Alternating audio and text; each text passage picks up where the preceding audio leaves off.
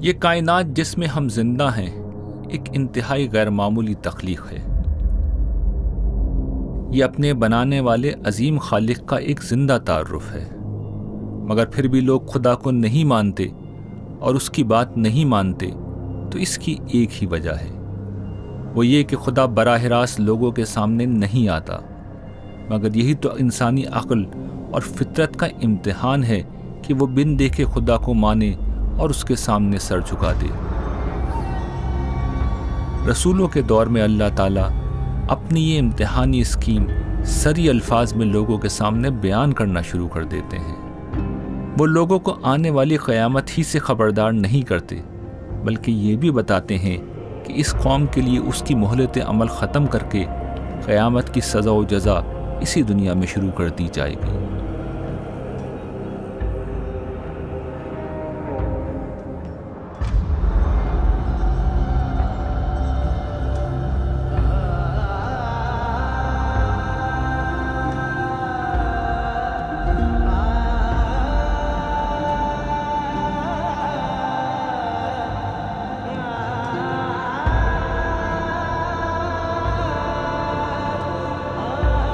تاریخ انسانی میں یہ معاملہ پہلی دفعہ حضرت نوح علیہ السلام کی قوم کے ساتھ پیش آیا، جب وہ پروردگار عالم کے سامنے سرکشی سے باز نہ آئے تو اس نے ایک ہولناک طوفان بھیج کر مجرموں کو ہلاک کر دیا اور ماننے والوں کو بچا کر زمین کا اقتدار ان کے حوالے کر دیا۔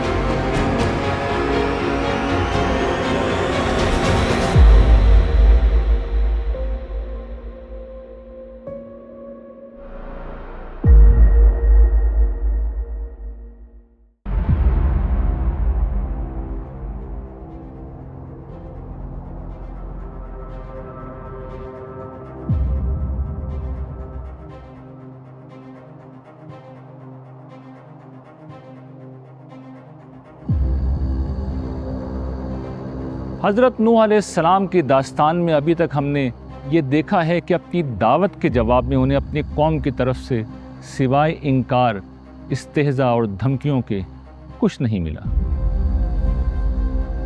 ایک طویل عرصے تک خیرخواہی کے جذبے اور ہر طرح کے دلائل سے حق واضح کرنے کے بعد بھی قوم کا رویہ نہیں بدلا۔ جب یہ واضح ہو گیا کہ عوام و خواص سب پر حق کھل چکا ہے اور جو ایمان لا چکے ان کے سوا اب مزید کوئی فرد ایمان نہیں لائے گا، تو فیصلے کا وقت آ گیا۔ اس کا اظہار حضرت نوح کی ایک دعا کی شکل میں ہوتا ہے جو قرآن مجید نے نقل کی ہے۔ اس دعا کے آخری جملے سے یہ واضح ہوتا ہے کہ اپنے 1000 سالہ تجربے کی روشنی میں حضرت نوح اپنی قوم ہی نہیں، ان کی آنے والی نسلوں سے بھی مایوس ہو چکے ہیں۔ اور نوح نے کہا، اے مالک، ان منکروں میں سے تو اب کسی کو زمین پر نہ چھوڑ، اس لیے کہ تو نے انہیں چھوڑ دیا تو یہ تیرے بندوں کو گمراہ ہی کریں گے، اور جنیں گے تو تیرے نافرمان اور منکر ہی جنیں گے۔ میرے مالک، تو مجھے معاف فرما دے، میرے ماں باپ کو معاف فرما دے، ان سب کو معاف فرما دے جو میرے گھر میں مومن ہو کر داخل ہو جائیں، سب مسلمان مردوں اور عورتوں کو معاف فرما دے، اور ان ظالموں کے لیے اب ان کی بربادی کے سوا کسی چیز میں اضافہ نہ کر۔ حضرت نوح کی دعا کے جواب میں اللہ تعالیٰ نے اپنا فیصلہ اس طرح سنا دیا۔ نوح کو وحی کی گئی کہ تمہاری قوم کے لوگوں میں سے جو ایمان لا چکے اب ان کے سوا کوئی ایمان لانے والا نہیں ہے، سو ان کے کرتوتوں پر غم کھانا چھوڑو اور ہماری نگرانی میں اور ہماری ہدایت کے مطابق کشتی بناؤ۔ ان ظالموں کے حق میں مجھ سے کوئی بات نہ کرنا، یہ اب غرق ہو کر رہیں گے۔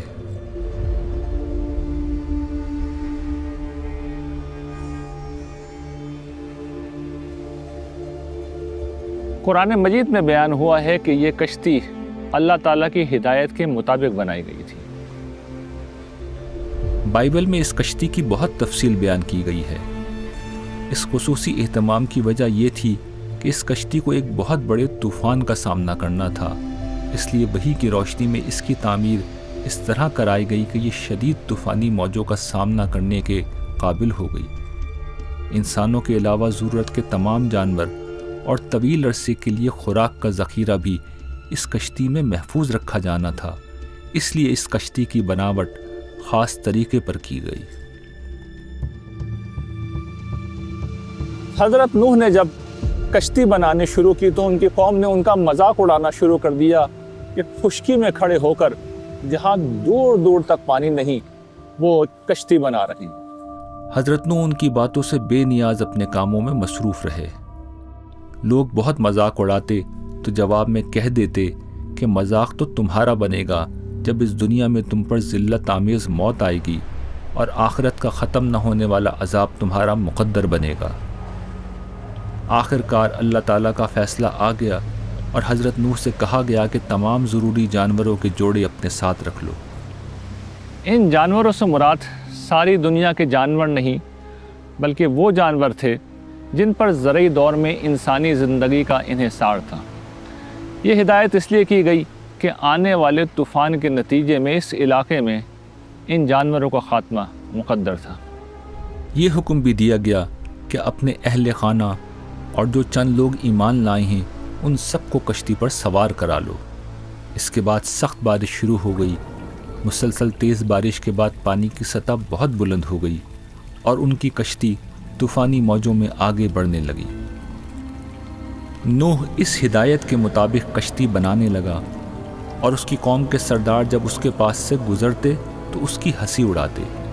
وہ انہیں جواب دیتا کہ اگر ہمارے اوپر ہنستے ہو تو جس طرح تم ہنستے ہو اسی طرح ایک دن ہم بھی تم پر ہنسیں گے، پھر عنقریب جان لو گے کہ وہ کون ہیں جن پر وہ عذاب آتا ہے جو انہیں رسوا کر کے رکھ دیتا ہے، اور وہ قہر نازل ہوتا ہے جو ان پر نازل ہو کر ٹھہر جاتا ہے۔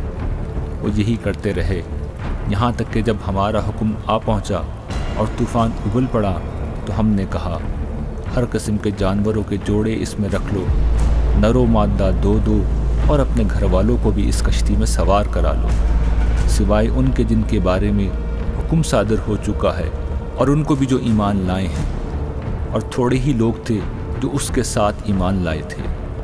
نوح نے کہا اس میں سوار ہو جاؤ، اس کا چلنا اور ٹھہرنا اللہ ہی کے نام سے ہے، میرا پروردگار البتہ بخشنے والا ہے، اس کی شفقت ابدی ہے۔ وہ کشتی پہاڑوں کی طرح اٹھتی ہوئی موجوں کے درمیان ان کو لے کر چلنے لگی۔ قرآن مجید اس موقع پر حضرت نوح علیہ السلام کے بیٹے کا ایک بہت اہم واقعہ بیان کرتا ہے، لیکن اس واقعے کو جاننے سے قبل یہ سمجھنا ضروری ہے کہ کسی رسول کے منکرین کو عذاب دینے اور اہل ایمان کو اس عذاب سے بچا کر زمین کا وارث بنائے جانے کا یہ عمل آخرت کی ابدی سزا و جزا کا ایک فوری اور عملی ظہور ہے۔ یہی وہ اخروی سزا و جزا ہے جس سے ہر نبی اور رسول اپنی قوم کو متنبع کرتا ہے، اور یہی انسان کی کہانی کا کلائمیکس ہے۔ اخروی سزا اور جزا کا یہ دن قیامت کا ہے جس سے لوگوں کو خبردار کرنا ہر نبی اور رسول کا بنیادی مشن ہوتا ہے۔ یہ وہ دن ہوگا جب اللہ تعالیٰ اس دنیا میں ایمان و عمل صالح کی راہ اختیار کرنے والوں کو زمین و آسمان کی بادشاہی دے دیں گے، زمین کا اقتدار ابدی طور پر ان انسانوں کو دے دیا جائے گا جنہوں نے غیب میں رہ کر اپنی خلافت کا استحقاق ثابت کر دیا ہوگا۔ ہر مخلوق جان لے گی کہ ان لوگوں کو یہ مقام میرٹ پر ملا ہے۔ جو لوگ ابلیس کی طرح سرکشی اور نافرمانی کی راہ اختیار کریں گے وہ اپنے انجام کو پہنچیں گے۔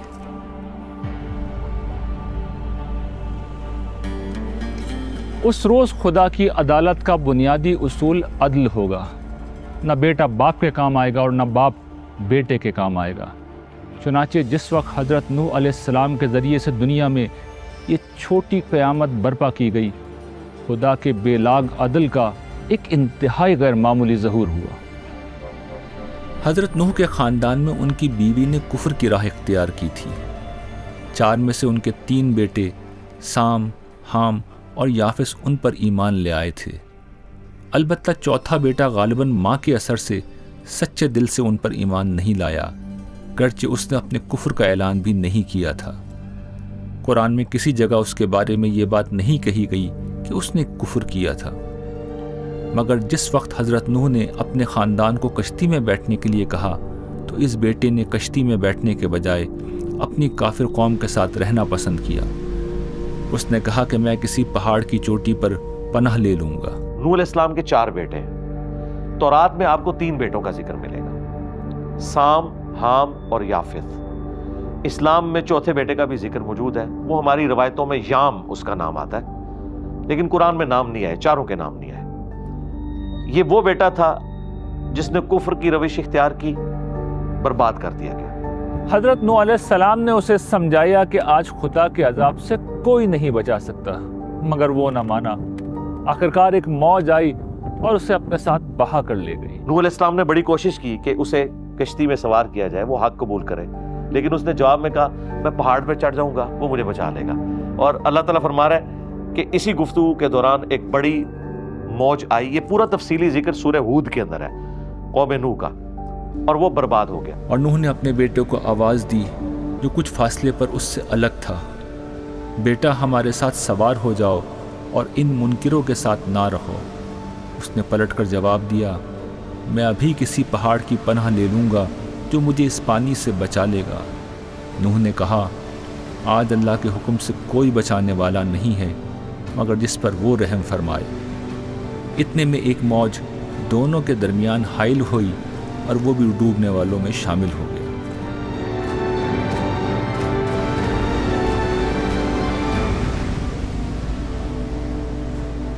قرآن مجید میں بیان کردہ حضرت نوح علیہ السلام کے بیٹے کا یہ واقعہ انسانی نفسیات کا ایک بہت اہم پہلو ہمارے سامنے لاتا ہے۔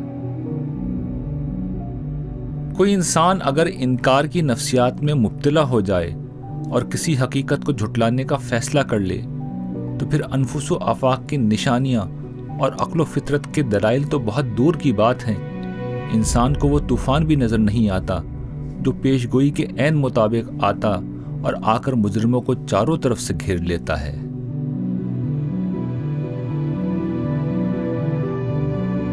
یہی نہیں بلکہ بیٹے کو باپ کی شفقت بھری آواز بھی سنائی نہیں دیتی۔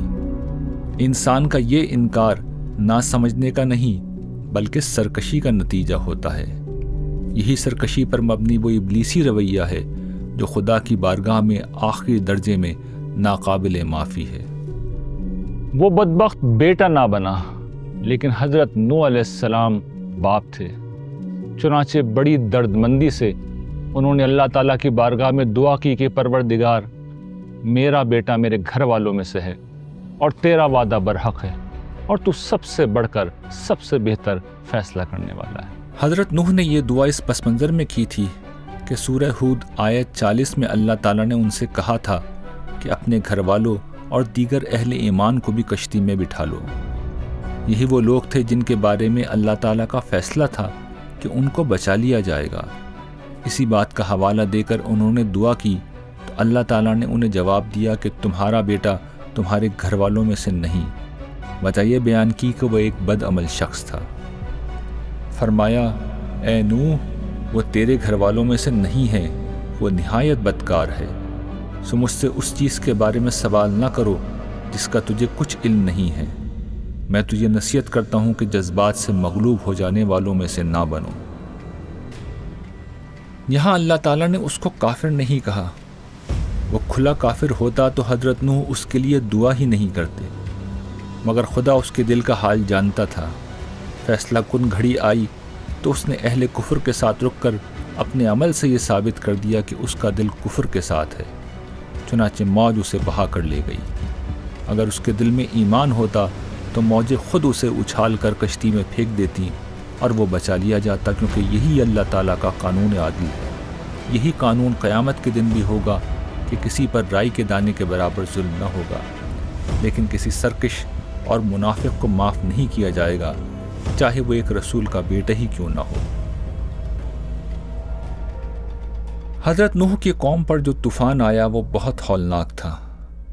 قرآن مجید کے بیانات سے اندازہ ہوتا ہے کہ طوفانی بارش سے زمین میں پانی جذب کرنے کی صلاحیت ختم ہو گئی اور ارد گرد کے دریا بھی ابل پڑے۔ آسمانی صحائف کے مطابق طوفانی بارش 40 شب و روز مسلسل ہوتی رہی۔ سطح زمین ہی نہیں، دور دور تک کے پہاڑ بھی زیر آب آ گئے۔ حضرت نوح کا علاقہ موجودہ عراق تھا اور ان کی کشتی ترکی میں جا کر رکی۔ اس سے یہ اندازہ کیا جا سکتا ہے کہ کتنا عظیم علاقہ اس سیلاب کی لپیٹ میں آیا۔ بائبل کے مطابق پوری زمین اس طوفان کی زد میں آئی، تاہم قرآن مجید نے صرف قوم نوح پر عذاب کا ذکر کیا ہے۔ ممکن ہے کہ اس زمانے میں متمدن دنیا وہی ہو جہاں حضرت نوح کی قوم آباد تھی۔ باقی دور دراز خطے میں یقیناً انسانی آبادی ہوگی، مگر اس علاقے میں تہذیب اور آبادی کا مرکز حضرت نوح کی قوم ہی تھی، جس کا نام و نشان بھی طوفان میں بہہ گیا۔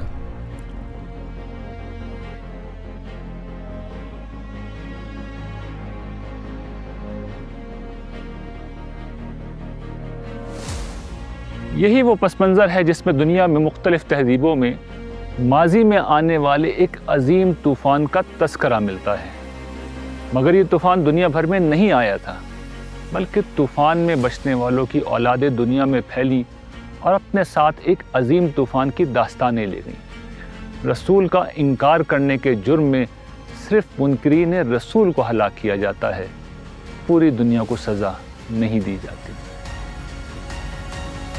قرآن مجید نے اس کو متعلق کیا ہے ایک قوم کی دینونت سے، اس کی جزا و سزا سے، تو اس لیے اصلاً تو طوفان اس قوم کے لیے آیا۔ اثرات کہاں تک پہنچ گئے؟ چونکہ بڑا طوفان تھا تو ہو سکتا ہے کہ دور دور تک پہنچے۔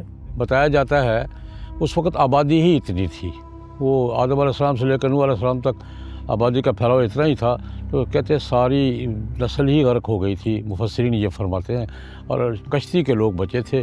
ان میں سے بھی بعض مفسرین فرماتے ہیں کہ نوح علیہ السلام کی نسل چلی ہے، باقیوں کی نسل آگے نہیں چلی۔ اسی بنیاد پہ انہیں ابو البشر الثانی کہا جاتا ہے۔ یہ بات قرآن مجید سے بھی معلوم ہوتی ہے، یعنی اس میں انہی کا ذکر کیا گیا، کوئی ایسی تعبیر قرآن نے اختیار نہیں کی جس سے وہ یہ بتانا چاہ رہا ہو کہ یہ کوئی عالمی طوفان تھا یا ساری دنیا اس میں غرقاب ہو گئی۔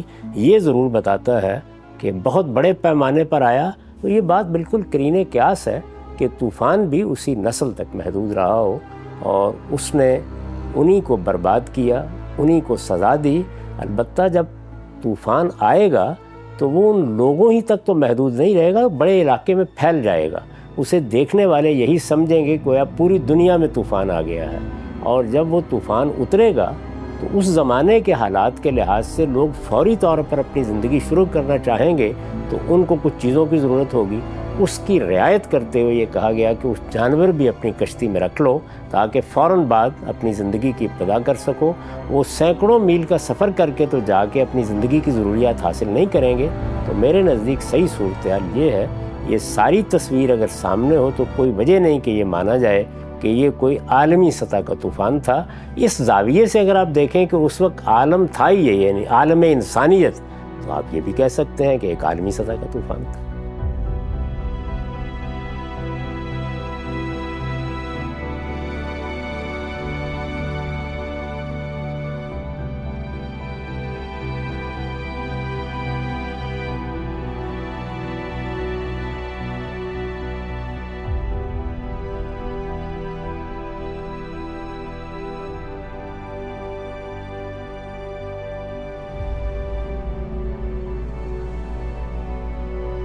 لوگ ایک سوال یہ بھی کرتے ہیں کہ کسی قوم پر جب عذاب آتا ہے تو اس میں ہلاک ہونے والے معصوم بچوں کا کیا قصور ہوتا ہے؟ نیز اس علاقے کے جانوروں کا عذاب میں مارے جانا بھی سمجھ سے بالاتر ہے۔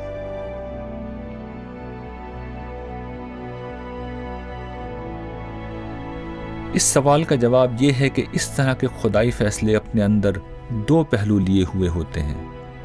ایک عذاب کا پہلو جس میں رسولوں کی منکر قوم کو بطور سزا ہلاک کر دیا جاتا ہے۔ موت کے ساتھ یہ عذاب ختم نہیں بلکہ شروع ہوتا ہے اور قیامت کے دن ان کو جہنم کے شدید تر عذاب میں داخل کر دیا جائے گا۔ دوسرا پہلو موت کا وہ قانون ہے جو عام حالات میں بھی روب عمل رہتا اور زلزلوں، سیلاب جیسی قدرتی آفتوں، بیماریوں اور حادثوں میں بھی جاری رہتا ہے۔ یہ موت جو ہر ذی روح کو اپنے وقت پر آتی ہے، سزا نہیں ہوتی بلکہ موجودہ دنیا سے آخرت کی ابدی دنیا میں منتقل ہونے کا عمل ہوتا ہے۔ یہی وہ دوسرا پہلو ہے جو طوفان نوح میں مرنے والے بچوں اور جانوروں سے متعلق ہے۔ معصوم بچوں کے لیے ان کی یہ موت عذاب نہیں بلکہ ابدی زندگی کی نوید بن کر آتی ہے۔ نوح علیہ السلام کی قوم پہ جب عذاب آیا تو اس میں نابالغ بچے بھی یقیناً مرے ہوں گے، لیکن ظاہر ہے آخرت میں اللہ تعالیٰ ان کو جہنم میں نہیں ڈالیں گے، کیونکہ جب تک کوئی بالغ نہیں ہوتا اعمال کا مکلف نہیں ہوتا۔ وما كنا معذبین حتی نبعث رسولا، قرآن کہتے ہیں جب تک ہم پیغمبر نہیں بھیج دیتے عذاب نہیں دیتے کسی قوم کو۔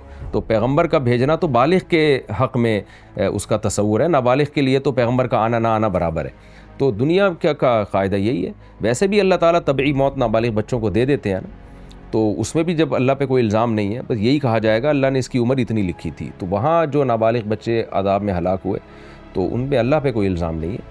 یہ سوال البتہ کیا جا سکتا ہے کہ ان بچوں کو بچا لینا کیا بہتر راستہ نہ تھا؟ مگر اس حل میں مسئلہ یہ ہے کہ منکرین کے بچوں کو بچا لیا جاتا تو والدین کے مرنے کے بعد کون ان یتیموں کی پرورش کی ذمہ داری اٹھاتا؟ بچنے والے گنتی کے چند اہل ایمان کتنے بچوں کو پال سکتے تھے؟ یہ بچے زندہ رہتے بھی تو معاشرے میں کفار کی اولاد ہونے کا داغ لے کر جیتے۔ اس طرح کی بہت سی حکمتوں کی بنا پر خدا کی طرف سے صادر کیا گیا موت کا فیصلہ ہی ان کے لیے زیادہ موزوں محسوس ہوتا ہے۔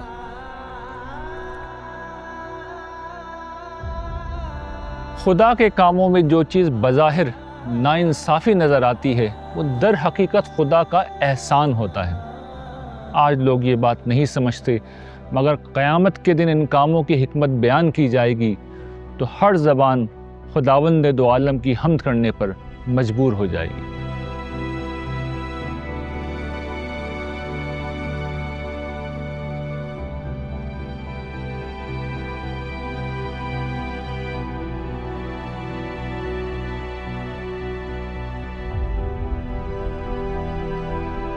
بائبل کا بیان ہے کہ 150 دن یا 5 ماہ تک پانی چڑھنے کا عمل جاری رہا۔ اس کے بعد پانی گھٹنا شروع ہوا۔ کشتی ارارات کے پہاڑی سلسلے کی اس چوٹی پر آ کر ٹھہر گئی جس پر اس وقت میں موجود ہوں اور جس کا نام قرآن مجید میں جودی بیان ہوا ہے۔ حضرت نوح علیہ السلام اور ان کے تمام ساتھی اپنے مال و اسباب سمیت کشتی سے اتر گئے۔ پانی مکمل طور پر اترا تو زندگی کا درخت اپنے برگ و بار لانے لگا۔ حضرت نوح کے 3 بیٹے سام، حام اور یافس ان کے ساتھ کشتی میں تھے۔ ان کی اولادیں رفتہ رفتہ پھیلنا شروع ہوئیں۔ بائبل کے مطابق ان تینوں کی اولادیں دنیا بھر میں پھیل گئیں۔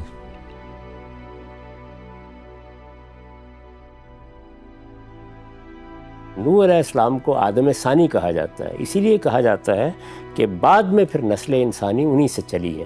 یہ بات قرآن کے اشارات سے بھی معلوم ہوتی ہے، بائبل سے بھی یہی بات معلوم ہوتی ہے۔ ان کے 3 بیٹے ہیں جن سے بعد میں دنیا نے بہت سی نسلوں کو دیکھا، اور آج بھی عام طور پر یہ مانا جاتا ہے کہ دنیا میں جتنے بھی لوگ ہیں وہ یا سام کی اولاد ہیں، یا حام کی اولاد ہیں، یا یافس کی اولاد ہیں۔ ہم جانتے ہیں کہ قرآن مجید نے پھر ایک بڑی اہم بات بیان کی ہے اور تاریخ سے اس کی تائید ہوتی ہے کہ ان کی 3 اولادیں تسلسل کے ساتھ دنیا پر حکمران نہیں ہیں۔ پہلے حامی اقوام تھیں جو افریقہ میں پہلے جن کا غلبہ ہوا، اس کے بعد سامی اقوام تھیں جو کہ مڈل ایسٹ میں آباد تھیں، اور ان کا غلبہ ہوا، اور پھر ان کے جو تیسرے صاحبزادے تھے جو یافس تھے، اور پھر ان کی اولاد جو تھی ترکی سے لے کر ایران، افغانستان، روس، جاپان تک وہ پھیلی، پھر وہ ہندوستان تک آرینز، اور پھر یورپ تک وہ پہنچے، اور دور جدید میں ہم جانتے ہیں کہ وہ آسٹریلیا اور امریکہ تک جا پہنچے اور مقامی آبادیوں پر غالب ہو گئے۔ تو ان لوگوں نے پھر دنیا پر غلبہ حاصل کرنا شروع کیا 1000 سال پہلے۔ ہم جانتے ہیں پہلی دفعہ جو قرآن نے جس کی طرف قرب قیامت کے زمن میں اشارہ بھی کیا ہے کہ یاجوج ماجوج کھل دیے جائیں گے، تو صلیبی نکلے یورپ سے، اسی طریقے سے منگول نکلے منگولیا سے، اور انہوں نے متمدن دنیا کو بڑے پیمانے پر تہوبالا کیا، مسلمانوں کو خاص طور پر نشانہ بنایا، اور یہ ان کی جو اس وقت آخری یورش جاری ہے بین الاقوامی سطح پہ، بائبل میں جس کو تعبیر کیا گیا ہے کہ وہ دنیا کے پھاٹکوں پہ قبضہ کر لیں گے، اور جو مرکزی دنیا ہے پوری ان کے کنٹرول میں ہوگی، تو یہی وہ آخری زمانہ ہے جس میں ہم جی رہے ہیں۔ تو اس سرزمین پر، اس پہاڑ پر خدا کی وہ رحمت، برکت، سلامتی نازل ہوئی تھی۔ حضرت نوح علیہ السلام پر، ان کے خاندان والوں پر اللہ تعالیٰ کی وہ غیر معمولی برکتیں تھیں کہ ان کو ہمیشہ کے لیے دنیا کا حکمران بنا دیا گیا۔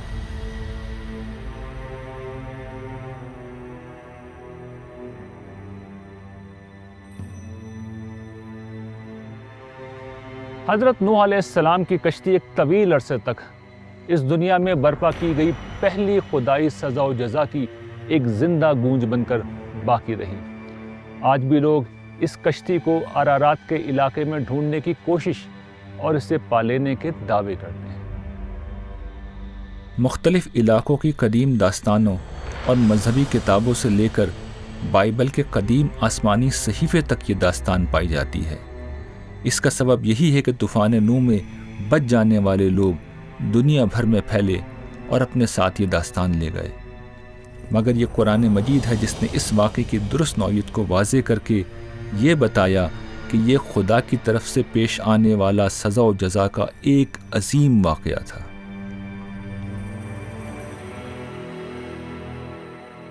لوگ چاہیں تو اس داستان کو اساطیر یا ایک مذہبی فکشن کہہ کر رد کر سکتے ہیں کہ اس کے تاریخی ثبوت نہیں پائے جاتے، مگر قرآن مجید نے اس داستان کو ایک حقیقت ثابت کرنے کا بڑا دلچسپ طریقہ اختیار کیا ہے۔ قرآن مجید نے صرف ان رسولوں کی داستانوں کو بیان کیا ہے جن سے اہل عرب واقف تھے۔ حضرت نوح کی داستان زمین میں برپا ہونے والی خدائی سزا و جزا کی ان داستانوں میں سے پہلی ہے۔ یہ وہ داستان ہے جس کا صرف تذکرہ باقی رہ گیا ہے۔ اس کے بعد جو داستانیں قرآن نے سنائی ہیں وہ ثبوت کے لحاظ سے بتدریج آگے بڑھتی ہیں۔ داستانوں سے بات قوم سمود تک پہنچتی ہے جس کی داستان کے ساتھ آثار بھی موجود ہیں۔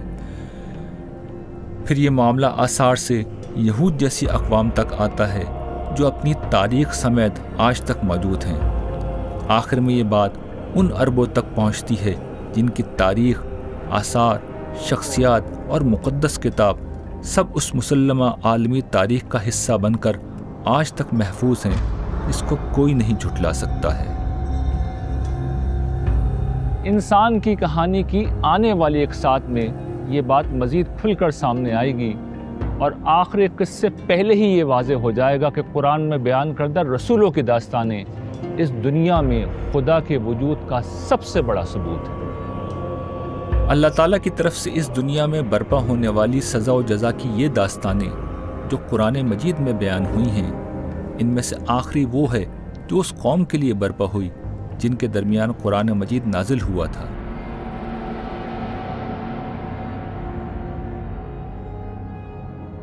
یہ سزا و جزا عرب کی سرزمین میں پیش آئی اور معاصر تاریخ نے اس کو پوری طرح ریکارڈ کیا، پھر یہ عالمی تاریخ کا حصہ بن کر آگے منتقل ہو گئی۔ سزا و جزا کی یہ آخری داستان اگر مسلمہ طور پر ایک ناقابل تردید حقیقت ہے، اور اس سیریز کے اختتام تک ہم بالکل واضح کر دیں گے کہ بلا شبہ ایسا ہی ہے، تو پھر پچھلی تمام داستانوں کو جھٹلانے کی کوئی وجہ باقی نہیں رہتی۔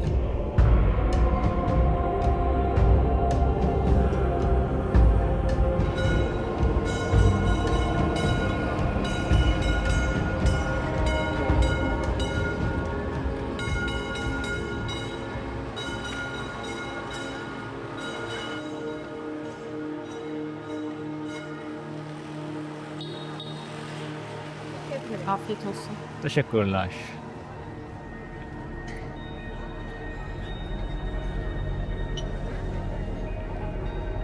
اس دنیا میں کوئی فری لنچ نہیں ہوتا۔ اس سفر میں ہم نے ہر جگہ ہوٹلوں میں کھانا کھا کر بل ادا کیا ہے۔ بل نہیں دیں گے تو ہوٹل والے ہمیں جانے نہیں دیں گے۔ یہی معاملہ اس ہوٹل کا ہے جہاں ہر ملازم کو پیسے کمانے کے لیے کام کرنا پڑتا ہے۔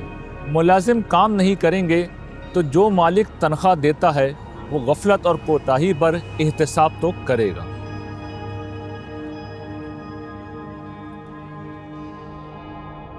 اس دنیا میں ہر چیز کی قیمت دینی پڑتی ہے، مگر کیا یہ حیرت کی بات نہیں ہے کہ یہاں اہم ترین چیزیں بلا معاوضہ دستیاب ہیں؟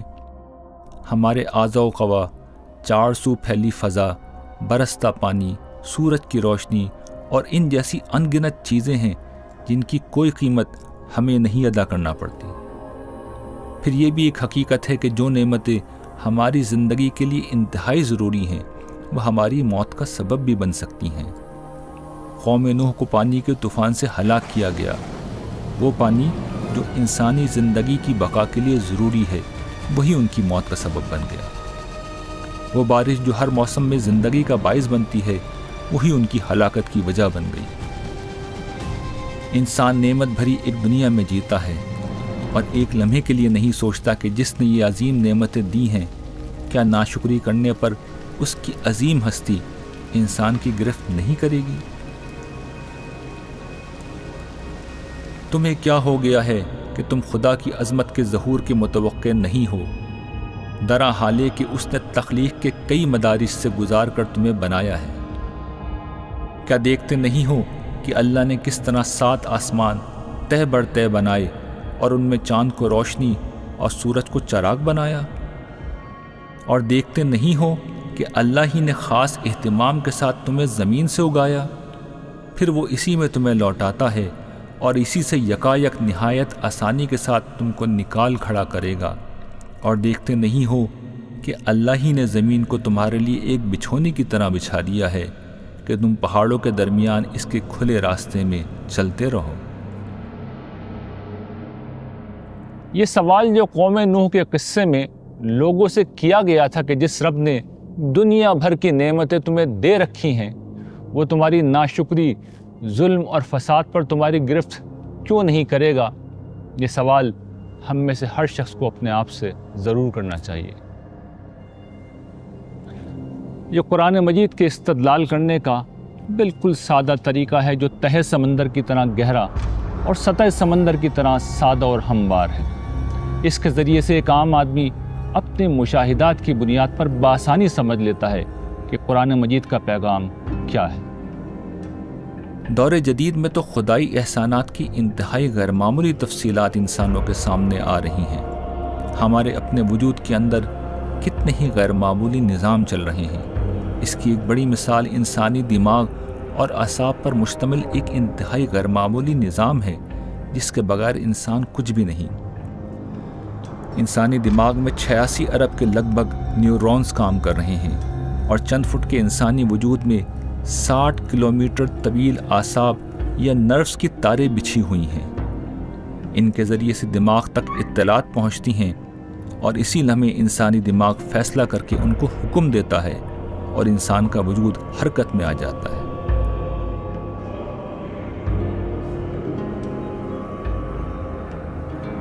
جس خدا نے ہم کو یہ سب کچھ دیا ہے ہم جواب میں اسے کچھ بھی نہیں دے سکتے، مگر کیا اس کا شکریہ بھی ادا نہیں کر سکتے؟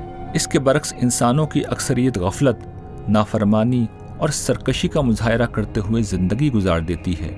قرآن جگہ جگہ یہ نعمتیں گنوا کر بتاتا ہے کہ ان نعمتوں کا اس طرح بلا استحقاق مل جانا اپنے اندر ایک واضح پیغام لیے ہوئے ہے کہ جس نے یہ تمام نعمتیں دی ہیں وہ ایک روز لازماً لوگوں کو اپنے حضور پیش کر کے ان سے پوچھے گا کہ وہ نعمتیں پا کر انہیں دینے والے اپنے خالق کے باغی اور نافرمان کیوں بن گئے تھے۔